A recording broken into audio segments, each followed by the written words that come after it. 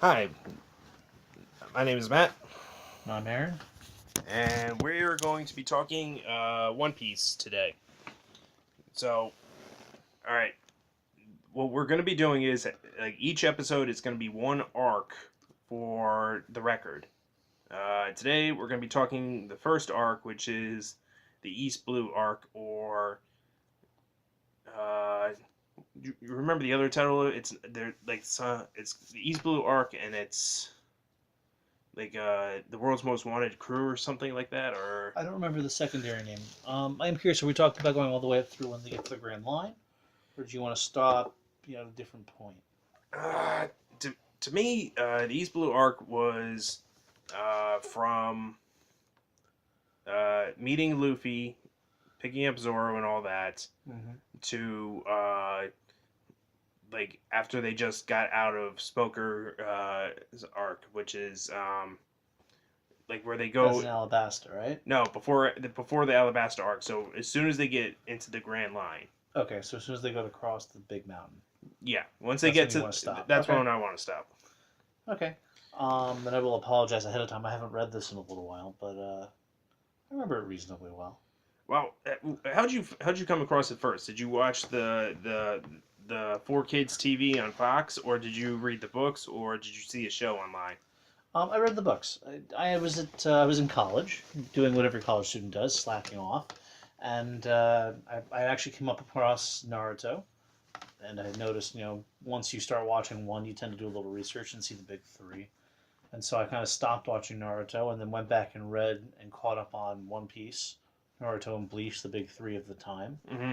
And then, kind of watched and read them as they came out once I caught up with all of the, 1,500 or so chapters between the three. I don't know. I never got into One Piece until the I was at a loss for things that I needed to read. And there was something like 1,000 chapters of One Piece. So I was like, all right, Yep. let's go with that one.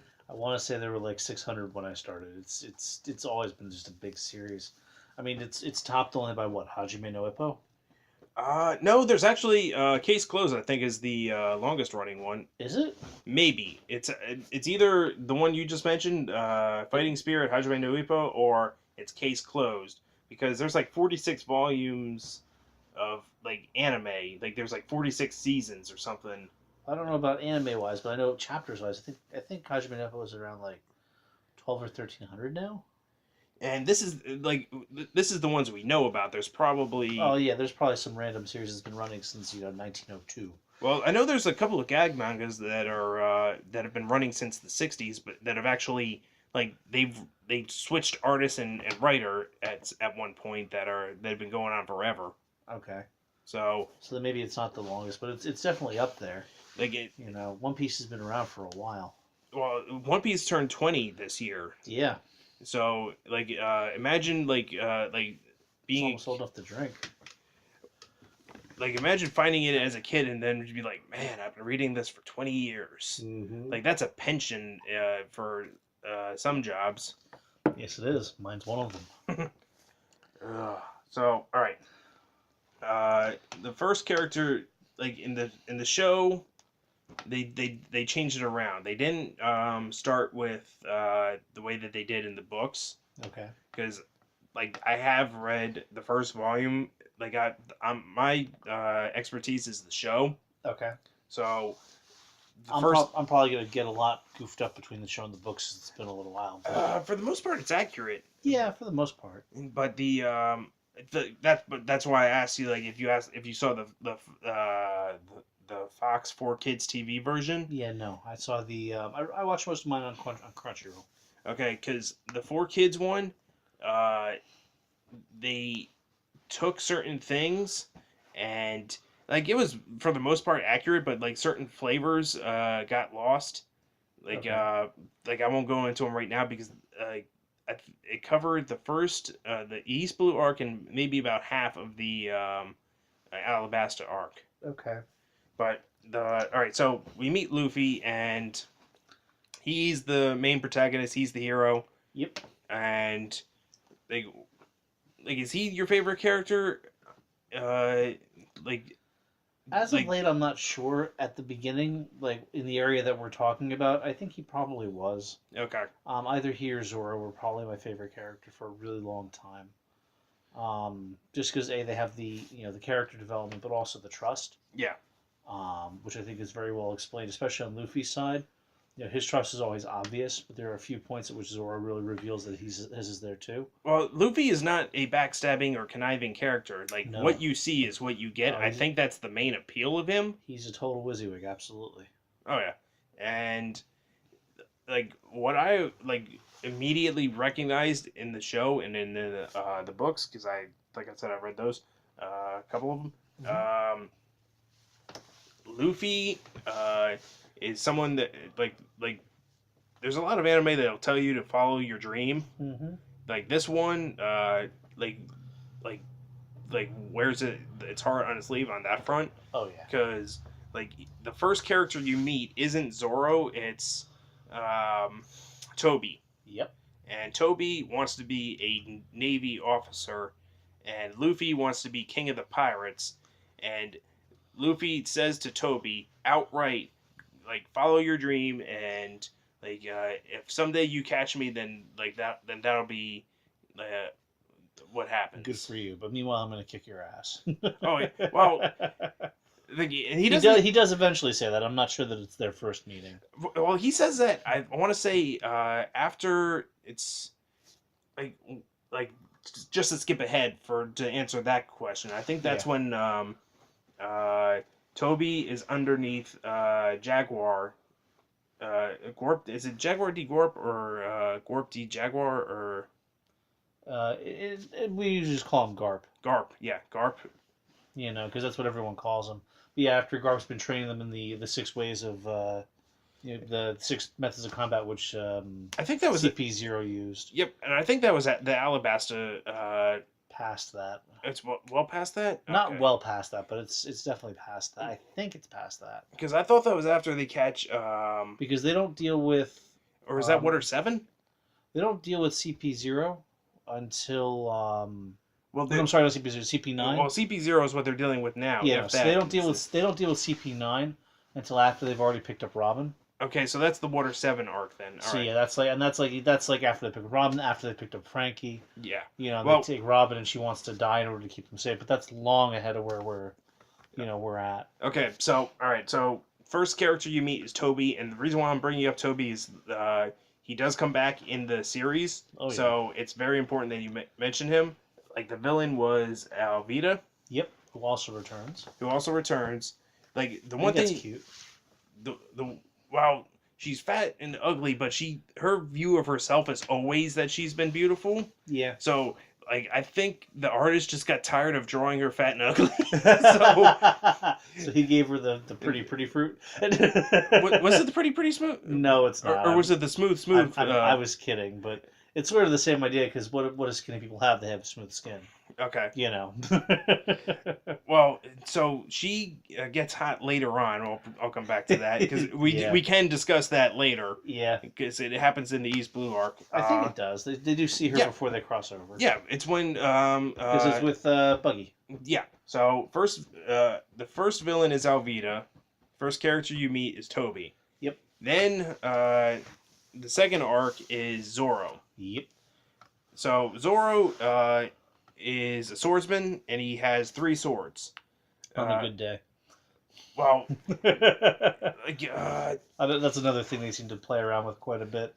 His swords being dropped or lost or stolen, and him finding them and replacing them and breaking them. Well, Zoro, as tough as he is, like all you have to do is run away and get out of his line of sight, and then he'll happen to run into you by luck afterwards. Yeah. Because he'll follow you and get lost, and then when he stops chasing you, he'll find you. Like he gets he's easily one of the most stubborn, and he's probably the second strongest member of the crew that forms. Yeah. So he and Sanji are always vying for 2 or 3. Well, if it's not Sanji, then it's Zoro. That's like the second strongest. Yeah, as they're always sort of fighting over it. Mm-hmm. And so we're also introduced to Nami at this time. Now, Nami is not She's not initially a crew member She's or not. a hero. She's not initially. Well, she's always been like her. Like what's her D&D term? Like lawful evil. True neutral was where she started. No, like Whatever was best for her is what she did. like she is an opportunist. Like she's constantly Oh, stealing yeah. things. Chaotic good or chaotic neutral would be probably your best. I don't think that she's not particularly lawful. She doesn't follow a set pattern. She doesn't follow a set of strictures in her own thing. If there's money there that can help them, she takes it. She does eventually become family members of the crew and therefore stops screwing them over for the most part. But except for when they make her do something she doesn't want to, and then she charges them. Oh yeah. But So I would say that she's probably either lawful neutral or just straight up neutral. So when At least in the beginning. When Luffy comes across Zoro, he wants him on his crew. Yeah. Do you remember like what it was to set it in motion? Like he wanted a swordsman. Yeah. Well, Luffy's always had this idea of what his crew should be like. Well, it hasn't been revealed. I'm guessing it's probably very heavily based on Shanks. Well, and he just said we need a swordsman, and I need a doctor, and I need a cook, and they were like, "Oh, he's a masterful swordsman. Oh, I want him. He's mine." Well, it was that, and I think it was also like Luffy wants, like, if he sees a strong personality that he likes, like that's the way it's been. Like, don't get me wrong, like I think it was not Robin. Who's the skeleton guy? Crooks. Brook. Brook. I love Brook. Like he sees Brook immediately and wants him on the team, so that it could be. Well, yeah, because he's a skeleton. Like it could be. He's just cool. Like it could be that. Like if Frankie sticks around because he's a cyborg. Like Luffy, if he sees something interesting, what he likes is what he gets, and he doesn't leave you alone until you give up. Luffy is very childish in that manner. Yeah. Like if you tell him like there's a ninja, like automatically just like stars form in his eyes. Yep. They go after him, and that's happened, and we know it. Yep. So. And that's one of his best points. What's kind of neat about the people that he always chooses, of course, though, is that there's always something going on. Oh, he always chooses good people. He falls in love with Zoro, not just because he's a swordsman. Yeah. But because he stands up for his principles and refuses to back down. Yep. You know. And he made a bet with him or made a deal with him, like, if I get you out of here, join my crew. I think that's what it was. I believe so. And then, Zoro being an honored bound person followed. And Zoro honored it. Yeah. So, the villain in the Zoro arc, like, what I love about the East Blue arc was that, like, you got so many stories. Yeah. Rapid fire. And then once you got into, like, the afterward arcs, like, it was, like, you got a sense that it was building towards something. Yeah. And it was just part of one longer arc, which, like, certain ones, like, were done better than others. Of course. So, alright, so the villain in Zoro's arc was Axe-Hand Morgan. Axe-Hand Morgan, of course, is a Navy officer with an axe for in hand. And he's totally corrupt. Yep. And nuts. So this is the arc where Toby splits up with Luffy and becomes a Navy guy, and depending on like what version you got, like like how you started reading or watching, like Zoro was surprised that Luffy could like deflect bullets, have them bounce off of him. Yeah, you don't see a lot of rubber men these days. Well, with Devil Fruit, like, are they all individuals? Like, there's no two alike, right? I believe it was stated that until the person who has eaten it dies, it can't be recreated. And we've now know, of course, that Teach can steal the ability. Yeah. But in doing so, he kills the person who had it. Mm-hmm. So it seems like one of the very few universal laws that exists. Yeah. Is there's only one Devil Fruit of each kind. Yep. Yeah. And there's only one person who can have it at any given time. So. Axe-Hand doesn't have a Devil Fruit, but he does some pretty bad stuff. He wastes money and tries to get things out of people that he shouldn't have, and he, as you said, he's corrupt. Yeah, and the one thing you got to mention though is his son. Yeah. Oh, good lord. Well, his son is what a douchebag. Exactly, he's an effete kind of guy. like as a kid he was totally spoiled rotten, and Mm-hmm. the reason why Zoro was introduced is because like he got into a fight with Zoro, Mm-hmm. and Zoro didn't care about his father. exactly, and so Zoro you see is uh, in prison almost, like in the jail, like Well, he's hung outside. He's being starved and yep, dehydrated. uh-huh. You know that he's being punished for standing up for what he believes in. Of course, that's Luffy's entire motto: is Yep, follow your dream, do what you wish. Freedom and power, but not power for oppression, just power to do what you want. yep. You So know. so Nami is with Zoro, or Zoro, Luffy, and but Nami isn't a part of the crew yet because No. um, She's just hanging around at this point. she was on the ship that well, we're getting ahead of ourselves. So Toby was on a ship, and Luffy was in a barrel. Mm-hmm. Like they pulled the barrel on the ship, and Luffy pops out, Yep. and Nami was on the boat trying to steal stuff. So Well, successfully stealing well, stuff. was she interrupted or whatever when She still got some stuff, I'm sure. I'm pretty sure I remember that. So then the whole Alvida fight. Uh, She sticks around with Luffy because she figures she can use him to get home. yep. You know. They eventually, of course, fight off Axe and Morgan. They get Zoro back his swords. Mm-hmm. Morgan is seen as corrupt and is court-martialed effectively.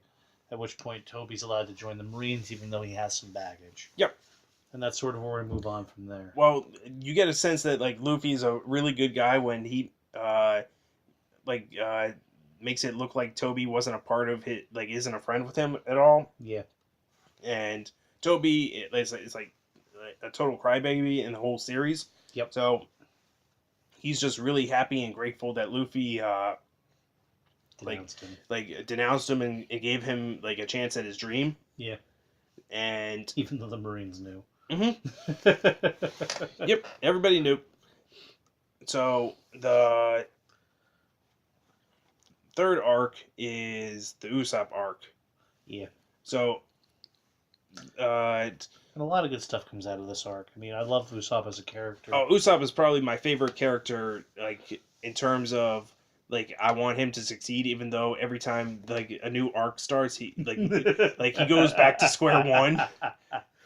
I love some of the not that I enjoy filler, but I love some of the things that have come out of the anime, especially drawing on the stories that he tells in this first arc. Mm-hmm. Being able to come true.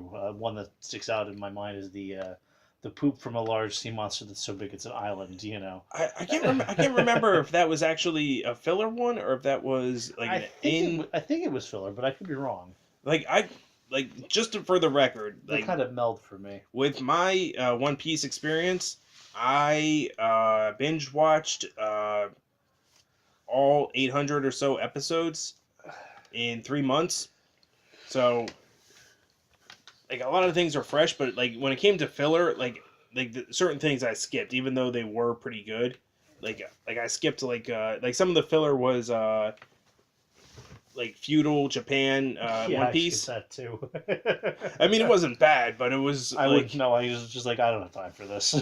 And I have 400 more episodes to go. the filler, like ultimately it has the filler problem, which is it's not the series. Yeah. So you get these characters that are kind of okay, but they can never show back up. Exactly, they're never gonna show up again. It's kind of like the One Piece Goku or One Piece Dragon Ball Z. There's another one. Toriko crossover episodes and chapters. They were fun to watch and to read, but they were just Well, the other thing that the show does that I really don't like is that they'll give lead-ins to the movies that are coming out. Well, of course. Like the first one is, I think they're in the Navy Yard World or something like that. No, someone breaks out of the Navy prison. And no one else did it but like Shinji the Golden Lion or something. Mm-hmm. And of course, you check Wikipedia and there's Shinji the Golden Lion, the movie for One Piece. Yeah. The other one was there was an entire arc of filler that led into a movie. Yeah. Which was the really rich guy or whatever. Like, you know what I'm talking about? Nope. Well, anyway, back to the East Blue arc. So so Nami is like the sort of navigator for uh, Zoro and Luffy, even though she's using them, uh, and I think she's gonna steal from them eventually. She will, or she'll try at least. So they they go to Usopp's island, which Usopp is my favorite character because like he is the definition of bravery and courage, even though he's a coward. Mm-hmm. Because whenever his friends are on the line, like that's when he steps up and like you know why I love Usopp? Uh, he does the impossible because Luffy and Zoro, you know that like they're either gonna win or they're gonna try like hell, and or because Zoro I think almost died trying in a couple cases when he lost. Yeah. But Usopp like succeeds in an impossible situation. Well, he's also the brains of that little, at least until Chopper shows up much later. Yep. Usopp is effectively the brains of this crew. The not necessarily the smartest, but the most creative. He comes up with solutions to problems, and as fun and childish as they may be, because this is still a children's manga, Mm-hmm. they're very creative. The other interesting thing about Usopp, of course, is that because he's a crybaby, he has the most growth. We still haven't seen his growth complete. Maybe 800 or 900 chapters from where we're talking about. But he has the most to go, and because of that, everybody loves an underdog. So Usopp, he's a liar on his island, and he wants to be a pirate like his father. Mm-hmm. And do we know at this point that he's on Shanks's crew? No, I didn't know that. When did that? How do you know that? Well, it's because Luffy knew who Usopp's father was. When? I think because Usopp said who his dad was, and I think because I'm gonna have to go back and reread that little arc then. All right, okay. So Usopp, his father's is on Shanks's crew, and Usopp wants to be a famous pirate like him, and he also wants to be a brave guy. Yeah. But he's a coward, and for the most part, he's like the boy who cried wolf in the town. Mm-hmm.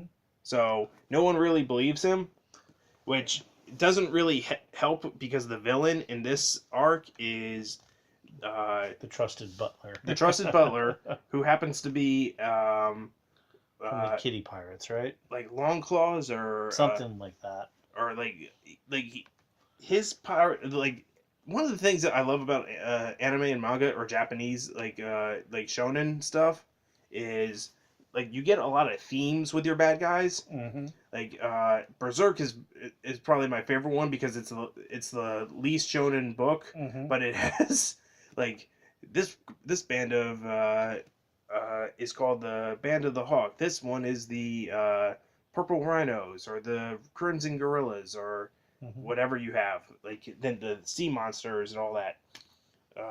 But so in the villain of the Usopp arc is the butler, and he's trying to kill the daughter who is the inheritor of the fortune. Estate, yeah. Now, did he kill the parents as well?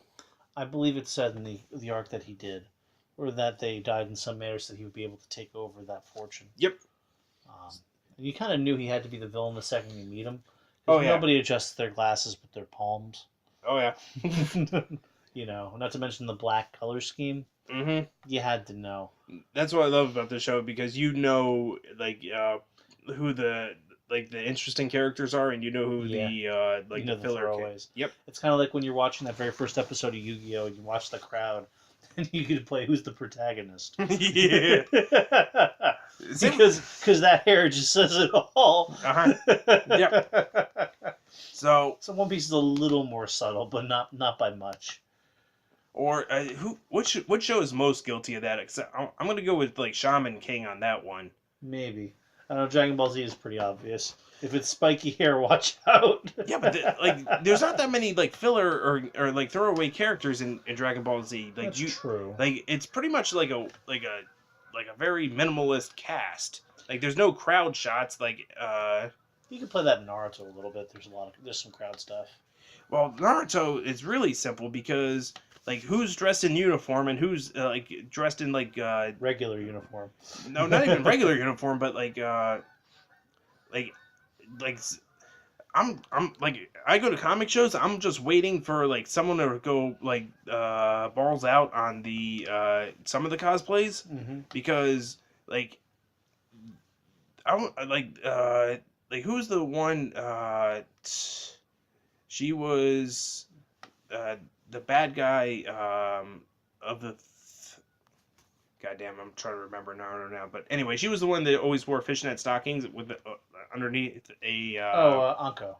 Yeah. Okay. She was a good guy, but yeah. She was a good guy, and she was not Shikamaru, not Yoshimaru. Who's the bad snake guy? Who's the snake guy that taught Sasuke? Orochimaru. Orochimaru. Okay. So Lots of Maros. like she, Kimimaro was my favorite guy. Anyway, let's not get too off topic there. Man. Okay, so back to One Piece. Like this is probably my favorite arc of East Blue, just because there was this one episode where the butler has his glove on, he's ready to kill, and he doesn't do it. Like because I think even though he was planning on killing the kid, like he just couldn't do it. Like in that moment he couldn't do it because like even though he wanted to stop, and this is the like the fun part of it though, he didn't want to be a pirate anymore because he was tired of being chased. Mm-hmm. And then Luffy was like, that's what being a pirate's all about. Yeah. Like, what's wrong with you? That's why you live, is chasing to get away. like Luffy like just got mad at him for wanting to give up, and like that was like a good character moment for Luffy. Yeah.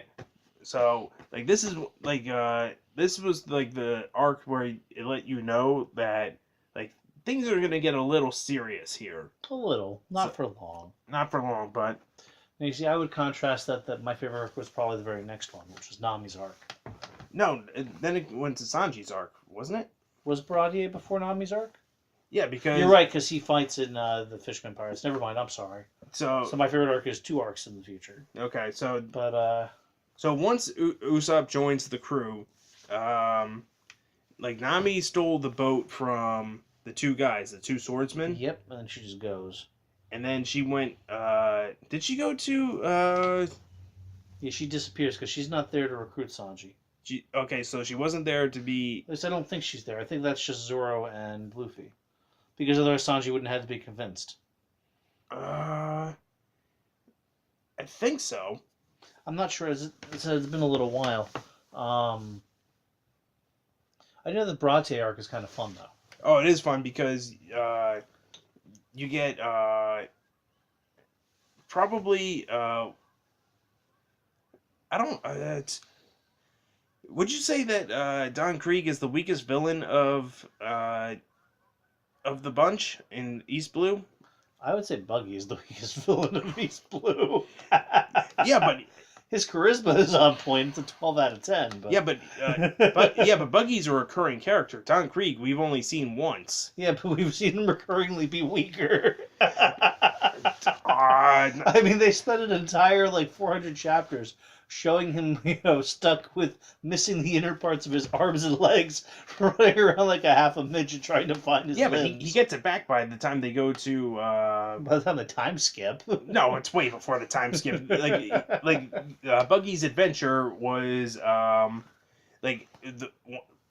of the filler that I can watch is the one because what One Piece will do is it'll take from the comics like the 1-page gag strips, yeah, and turn them into episodes. And Buggy's Big Adventure was one of them, and it was like the 50th episode. Yeah, I remember this. So it was like 48 and 49 or 50, whatever. And you see Mini Buggy, who's now just to give you guys a heads up. The reason Buggy got beat because Buggy was his own arc. There was no crew member that joined after Buggy, right? Correct. So I think we skipped an arc because Buggy's arc was they're on an island. They're going into a town, and like, did they have Usopp? No, Usopp was not yet there. Effectively, what happened was Nami was looking to steal some more money, Yeah. so she figured she'd steal from the Buggy Pirates, Mm-hmm. which is, of course, the carnival, and of course, she gets caught. Yep. Or gets seen. Zoro legitimately, I believe, gets captured. Mm-hmm. And they fight to get Zoro freed, which is kind of humorous because they effectively just drop the cage off of a building eventually and just kind of breaks. Yep. And they send Buggy, of course, has the I think it's the Barabara no Mi, which is the separating. Well, he has the cut fruit. So. Yeah, the cut, which is like he separates his body pieces. And so they kind of capture a bunch of his body pieces. You don't fling them off through a cannon going all over the place. Well, so that's what he gets beat by. That just dismemberment. He gets dismembered, tied up. So the crew eventually they're gonna bury his parts that make him taller, but he ends up he comes back a lot. He ends up one of the 7 warlords. Don't forget. Yes, I still would love to find out how that happened. No, it's because of the Impel Down arc. I know, but I just like he took a lot of the credit. So the Navy was like, "Well, this guy's famous, and he's dangerous, and he's dangerous." So they made him that. So anyway, back to East Blue. So the Barate arc, they pick up Sanji, who is a chef, and this was one of the more mature episodes. Like, I think the origin episodes are all like the mature ones, right? A lot of them, at least in the beginning, the origin episodes are the most mature ones. And Sanji's got this kind of interesting thing going on because he remembers being starved nearly to death as a child. He and Redfoot, who is the owner of the restaurant that he works at, were stranded for what was it, 3 months? I'm trying to remember. It was a while. I'm not sure how long. It was long enough that it should have killed him. It should have killed him, and goes back to like dreams are important. The Redfoot his dream was to open up a restaurant, and he gave Sanji the majority of the food. He gave him all of the food. It was all the food? He gave him all of the food, and what he did was he split the bags in half, and he made Sanji think he gave him half of it. Mm-hmm. But what actually happened is he gave Sanji all of the food, and when Sanji came to try and steal some of it from him, it was the loot. It was just the loot that he had. And the guy was, basically skin and bones. Yeah, he was living on the will to live. Like, that's all it was. And that was his dream, so he wasn't gonna die before his dream came true. Yeah. But so Sanji ends up leaving the restaurant after some convincing. Yeah, and some kicking of butt. Mm-hmm. Well, we're skipping over the best part of Sanji's arc. You know that, right? Hawk. Yeah. So Zoro's dream is to be the greatest swordsman in the world. Well, his logic is, if I beat the greatest swordsman in the world, I'll become the greatest swordsman in the world. One of the less flawed logics of the show, actually. That's probably that's one of the most logical things the show does, or the end that manga does throughout the entirety of its existence. So it's like Mihawk. Hawkeye's no Mihawk. Hawkeye, Mihawk, comes for Don Krieg, who is the villain of Sanji's arc, the Faraday arc. Yep. So, Zoro decides to face off against the greatest swordsman in the world because that's his dream, and he bets his life on it. That's the way he approached it. Mm-hmm. And he gets his ass kicked. He bets his life, and he should have lost it. like Luffy really thought Zoro was dead and almost attacked Hawkeye, and he finds out that Zoro is just barely alive. Yeah, because Hawkeye left him alive. Yeah, he said, come find me after you've grown and faced the world and all that stuff. Yeah, once you're no longer a frog in the well. Yeah, basically. So Zoro realizes that I have to work harder, and he realizes that there's a huge ass gap between him and the best in the world, so he has to go out and do stuff. Mm-hmm. So after Sanji's arc, it's like Nami's arc, which is the Arlong Pirates arc. Probably my favorite of the East Blue sets. If you're not a fan of this show by this time, like stop watching. You're done. Like there's like you're not gonna be hooked because this is as good as it gets in terms of like enjoying what that One Piece is about because Luffy and his crew show up with Sanji, Usopp, and Zoro. Yep. That's the crew. 4 guys. Yep, they're looking for her. They're were they looking for Nami or Pretty sure they went looking for her because she stole all of their stuff. Well, I think that and they also see an amusement park, so I think they want to go to the amusement park. Yeah, that too. Okay. So they go there. I'm not so sure about the amusement park actually, but go ahead. No, Arlong Park was the was an amusement park, wasn't it? No. Well, I know it was modeled after an amusement park because like No, it wasn't. I know it was modeled after an amusement park because the at least the main building was. I mean, architecturally speaking, sure, but it was not an amusement park by any means. Okay, so anyway, Luffy discovers that a pirate crew is taxing the town that Nami grew up in, and like I don't think that's what bothers him. No. But because I think pirates. that's what pirates do. But it's the oppression that bothers him. like he wants Nami on his crew as the navigator. That's why they're looking for her. Mm-hmm. He kind of thought she already was, and he just didn't understand that she was playing. Yeah. And like it goes into Nami's backstory, and I want to say of like the like. Do you consider like what's your cutoff for the original crew? Do you consider Chopper to be the original crew? Because I think the original crew as Luffy, Nami, Zoro, Sanji, and Usopp. The original crew, I believe, is those. Yeah. Yeah, pre-Grand Line. So pre-Grand Line is the original crew, and of the original crew, Nami has the most tragic backstory. Yeah, easily. Because this is what I'm saying. If you do not like One Piece by this arc, give up because it has everything that you're gonna grow to love about the show. So Nami was taken in was it? Is her sister the other one? No, they were 2 orphans. I know they were 2 orphans, but is it her actual sister? Okay, not by blood, no. Not by blood. So she gets taken in by a former Navy officer, or Navy Marine. Mm-hmm.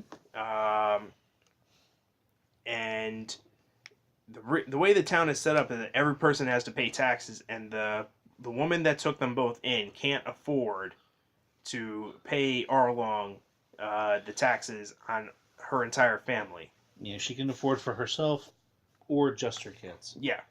So, Arlong comes to the house and she puts up a fight, but she loses. She loses, and like they make it extra dramatic when it happens too, because they do that thing where it's like blue and white and like flashing, like it's the same thing the Grave of the Fireflies used, and it works. Yes, it does. This whole time you find out Nami's backstory is that she was stealing so that she could pay off Arlong so that he would leave the town, and she was naive enough to believe that's what would happen. Yeah, she forgot the word pirate. Mm-hmm. Well, she hated pirates the whole time. Like, remember that was her thing? Oh, absolutely. Like, she hated pirates because she hated Arlong. Yep. Not a bad logic. Nope. So, Luffy shows up, and this is after Arlong reveals that he's never... allowing her to leave. Because he actually stole her money, like, that she was saving up, and it was like... Yeah, so basically what happens is that Arlong says, look, if you can get me I believe the number was 30 million berries, which is of course their version of dollars. Was it 30 million or 10 million? I thought it was 30, but it might have been. It was a lot. It was a lifetime's worth of stealing. And so she had put together almost all of it. She was only short 1 or 2 million. Uh-huh. And when she came back to kind of finish off the debt, or to nearly finish it off, of course he knew where she was hiding it and burying it. Yep. And he had taken it, and he had said that he didn't have it, of course. Oh yeah. And that was sort of how she figures out that he's never getting away from him. Yep. And so the whole arc is about, okay, she's been fully betrayed. So now she's hurt these new friends of hers that she actually liked. Yep. In order to try and, free herself. Oh yeah. And I believe also the safety of the town was also based on her doing their bidding and her paying them off eventually as well. Yep. And everybody in the town had to pay him as well, on top of that. And they, of course, all knew it.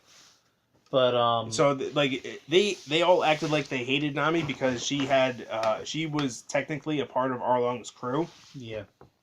So one of the favorite moments of the arc is Nami's like beaten, broken, and she's on her knees and she's begging Luffy for help, and he puts his hat. Now his hat is his most valued treasure according to him. Yeah. So he puts his hat on her head and says, "I will go get this guy for you." Yeah. Just keep that safe till I get back. Yep. So it becomes like the leaders face off against Luffy's crew. Yep. And it's Luffy versus Arlong, Zoro versus Hachi, who's an octopus with 8 swords. Yeah, which is already ridiculous. And it's Usopp versus like the third guy in Arlong's crew. I never remember his name. Well, him and the guy that Sanji faces off, like the Fishman karate guy. Yeah. Like that's all I know about him. I mean, that's all I'm gonna go for. That's kind of all he is. Yep. He's a much weaker version of Jinbei. But well, they mentioned Jinbei in this arc. They did, which is why I brought him up. Well, because I always thought it was Arlong that was the warlord, but it turns out it was Jinbei that was the warlord. It is indeed Jinbei. And well, the actual I think this is the record for character being mentioned that we know about, and then actually learning the character's name. Mm-hmm. I think it was like 2 seasons or 2 arcs, which is like 200 or 400 chapters between being referred to and then being named. Yeah. So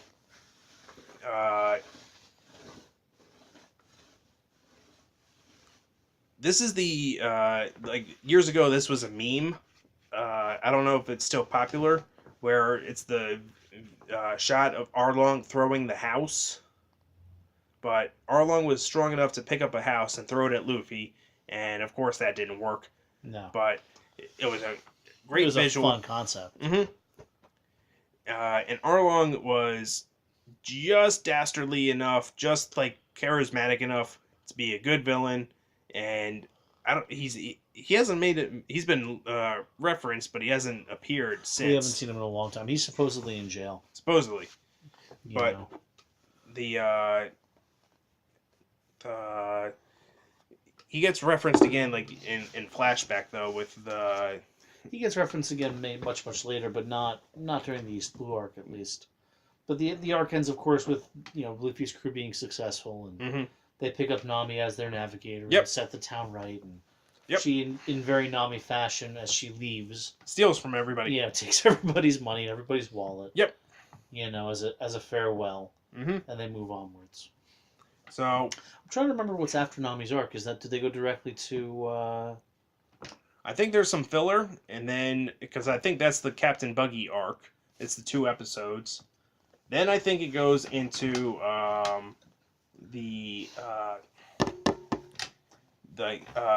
basically Luffy wants the start of the Grand Line is you have to go to this town, and this is the town where Luffy's idol. Logtown. Logtown. Yep. That is the last thing that happens in the first setup. So the finale of East Blue arc is the Logtown arc, which is 2 things happen in this one.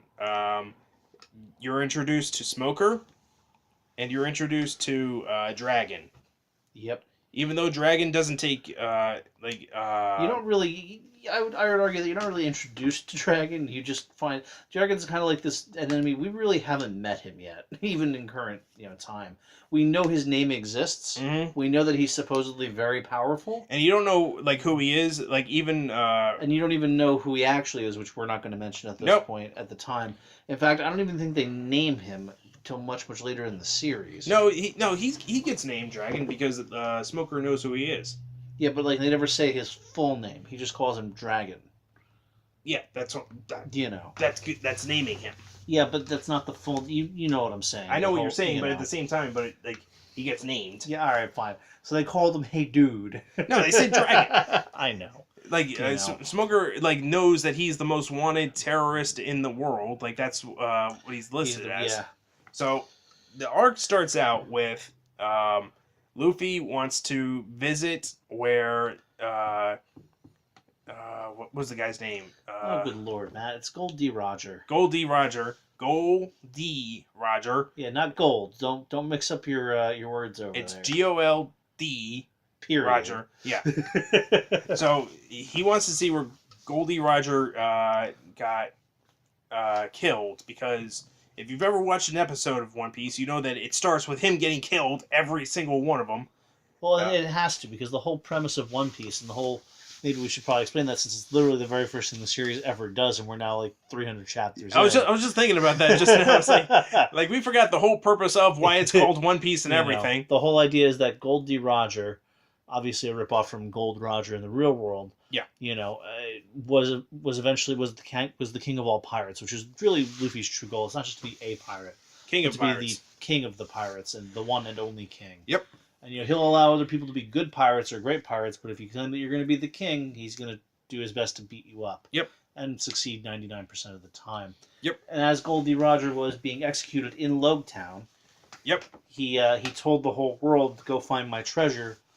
I left it all in one piece. In one place. And I believe no, not one place, one piece. One place and in one piece. And he doesn't say where. That's the whole point. The whole concept of this entire setup is that all of the pirates are trying to find the one piece, that treasure. Like this whole, like what we're talking about, like it's like the golden age of pirates. Like that's, or is it? No, it is. It's the beginning where it's in the midst of the golden age of pirates. Like he kicked off the golden age of the pirates with his death, and when all these people that saw him, like he was charismatic enough in death to like convince all these people to go out and become pirates. So, like that they wanted his gold, his wealth, and his fortune. Yeah, and plus they wanted the adventure of it. Yeah, too. So Luffy goes to Logtown, and they all split up. As becomes a recurring theme with the the Straw Hat Pirates. Well, it's the easiest way to build an arc. Like you just have like instead of like one story happens to the group, it's one story happens with each member of the group, and they eventually tie up together. Yep, and then they meet back up. So Zoro wants to he wants like new swords, or he has to replace swords. I believe he had to replace a sword because he broke it. Both swords, because Hawkeye broke the two swords. Right, his two non-legendary treasures. Well, the sword, like Zoro's, just to throw this in there real quick, he had and this is important too. Thank God I saved it for this. His origin was he wanted to become the greatest swordsman, but he had to surpass the daughter of the swordsman that was teaching him. Like that was his goal. Unfortunately, the daughter of the swordsman passed away from illness. Yep. And like he left the school to become the greatest swordsman in the world, and eventually beats Luffy, yada yada yada. So he's in the shop buying swords, and he finds a cursed sword that is like one of the greatest swords in the world, and he's told so by someone that looks like the daughter who passed away. Passed away. Yeah. And they have yet to explain how this has happened in the book, so we can't really say for sure what the deal is. It could just be a coincidence. And it's at least portrayed as a coincidence. It's portrayed as a coincidence, but I don't believe in coincidences. Like when it comes to like storytelling, or it's something that they can go into. They might go into. I don't know if it's going to happen or not, or if it's just like they're never going to explain like how like the two characters look so much alike. Yeah, because it's uncanny. Like it's like it's pretty direct and obvious. But this, of course, sets him off, and he's very much intrigued. Mhm. Of course, later to find out that she's also a Marine. well, she's Navy, but she doesn't know that he's Zorro, The like pirate hunter. the pirate hunter. Did we forgot to mention that he was a pirate hunter too, didn't we? It doesn't. That's not really an important component of the story. Well, it's not an important part, but it does like inform. Well, anyway, so Zorro was cool before he joined Luffy's crew. Let's just say it like that. So, He was well known and quite powerful. like he was like a famous bounty hunter. Cause that's how he got better at swords and all that. So he that was Zorro's thing. He got 2 new swords. One of them he's still using right now. Yep, the curse. The cursed blade he has. The second blade was a gift from the sword shop owner because he wanted his sword to be used by a great swordsman or whatever. Yeah. And that's Zorro. So Luffy goes to a bar that Gold Roger frequented, and the bartender was on Gold Roger's crew. Mm-hmm. So, but that's like the lesser thing, you kind of get introduced more, like you're introduced, but you learn more about Smoker. Like, was he Lieutenant Smoker or Colonel? He was lieutenant. So Lieutenant Smoker is probably my favorite like Navy officer in the show because he's like a sword of justice, basically. Like, isn't that what it says on his back? Basically, yeah. Yeah. So he's the equivalent. He's One Piece's equivalent to the Wolves of Mibu, Aksokazan. say that again. That again. But the idea is that he goes directly after his goals, and whatever is there that's against the Navy or against the free world. Yeah. He's after it, and it doesn't matter what else is going on. Yeah, he's a straight arrow. He doesn't do corruption at all. So Smoker finds out about Luffy, who wants to be king of the pirates and all that. Nami, she didn't do anything much in Logtown, right? She ran away. like Usopp. Nami and Usopp are rather quiet. I mean, they have their moments, but the major component of the arc is really A, introducing Tashigi and Smoker. Yeah. And B, what happens to Luffy as he is being, nearly executed. So anyway, all the villains, or 2 of the villains at least, like the clown pirates and Alvida, from the first 2 arcs, have teamed up. They're in Logtown and they're after Luffy. They actually catch him and they're about to kill him when fate intervenes. Oh, fate, quote unquote. Well, the lightning bolt from Dragon saves him. It was Dragon? Oh yeah, that was confirmed a long time ago. You don't know it at the time. Okay. But the lightning bolt it sort of strikes the guillotine as he's about to be executed in the same spot. Was it a guillotine or a sword? Or anyway, it's a guillotine. Whatever was gonna kill him, stops, and it becomes this like legendary moment for Luffy's reputation. Yeah.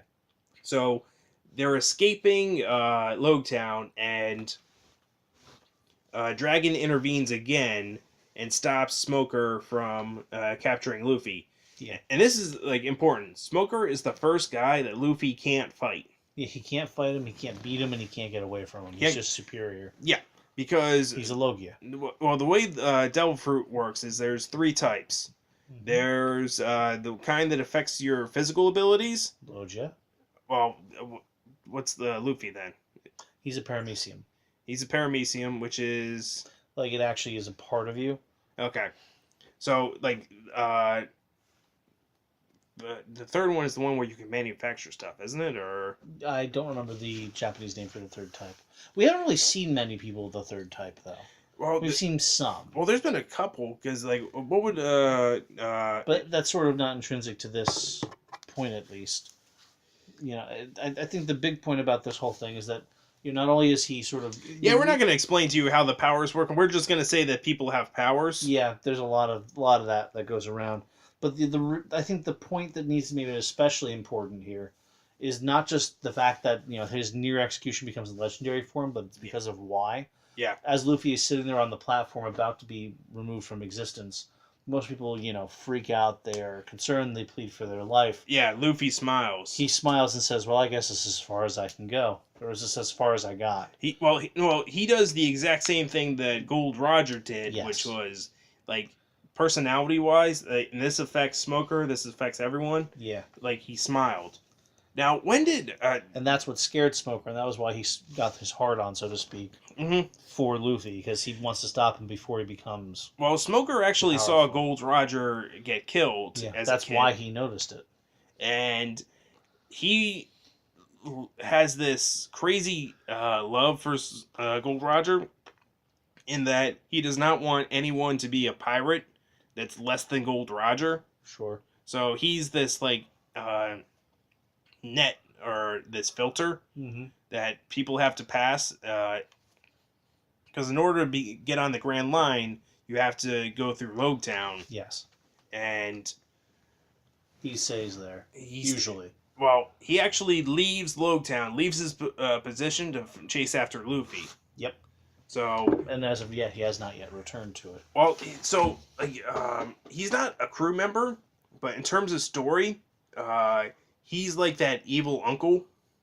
Like how like Fantastic Four, he's the Doctor Doom of that, or I'm trying to think of like he's always chasing Luffy, but he ends up helping him out in the end. Or he's the Magneto to the X-Men. I know. So I get what you're saying. So the arc now. When did they start with the wanted posters? Because I know it goes up after each arc. I don't remember. I think it was probably fairly towards the middle in East Blue. Because I remember he had a wanted poster when he met the guy at the Bradier. Mm-hmm. And his wanted poster was very low, like a million barrier or something. Not even that. No, it was like maybe thousands. Like a couple thousand. Whereas Don Crux, I think his name was. Don Krieg had like 100,000 or something, or 40,000. He was Buggy, I think, was like 30,000 or something. Something like that. It was at the time. Don Krieg was the most expensive person in East Blue. I thought he was 30 million, but I could be wrong. In East Blue, yeah. East Blue, in terms of the rest of the world, is like the easiest going ocean. Yeah. In terms of like bounty pirates, so everybody goes to the Grand Line. After every arc, they'll have an update on, like, think of it as experience points. Yeah, that's your level. On what level these guys are. So, I think the whole crew or something was 1 million berries altogether at the end of East Blue. Something like that. Like, they were the most wanted crew in East Blue when they get onto the Grand Line. And, like, there's a lot of comedy that comes with the, Well, I mean, you get the whole Sanji arc because of the wanted poster being screwy. Well... But that's a bit beyond the East Blue components. Well, we're going to have more time to discuss those. Yeah. Like, this is going to be a continuing thing. This was fun. Yeah. Like, the only way we could make this better is if we had whiskey while we were drinking this, but... a little less ADD. like, if this wasn't... No, the ADD is the fun part. Like, if this wasn't a Sunday, because I'm just going to let people know we're recording this on a Sunday, and I got to work tomorrow, so... Yes, we have to cut this off soon. So, let's see, how long have we talked? A while. I don't know. 58 minutes. 59 minutes. I think I'm going to call it. So, the next thing we're going to talk about is the Alabaster arc. I'm going to say it right now. It's my least favorite arc of the... Really? Well, think about this. It's not my favorite, but I enjoyed it. It's enjoyable, but at the same time, I think it's the longest feeling one, because you're introduced very early on, or about 2/3 of the, or not 2/3, like 3/10 of the way through, Mm-hmm. that Crocodile, who's the main villain of Alabaster, Mm-hmm. is the main villain, Mm-hmm. and you go through this like 1 arc, 2 arcs, 3 arcs, and then like the actual when they get to Alabaster, that's 3 or 4 arcs in itself. You know, it's definitely a long and long portion. Mm-hmm. I would argue that the Alabasta arc is really the Crocodile arc. It's not really the Alabasta arc. Well, That we're Alabaster talking about, goes because it's from everything starting in the Grand Line to the end of. It's the start of the Defeat. Grand Line, which like let's not even count like the whale in there, I love the whale. because I'm like that's like a footnote. It's like it's one of these things that's going to be a recurring. And Like, it becomes important. it's going to be later called on. back to eventually, but if anything, I would say the Baroque works starts off the Alabaster arc, Yeah. and then it like following through, because when did we meet Robin? Like, I know it was fairly early on. Was it after like they beat everybody on the island at Baroque Works, or I don't remember. Well- I'll have to do some refreshing before we do this again. well, like that's what I'm gonna do too. I'm just gonna look it up, look up basic things and all that I'm stuff. just gonna reread it because it's been a while anyway. Oh, go ahead. All right, I'm Matt. And I'm Aaron. Have a good night, guys. Take care.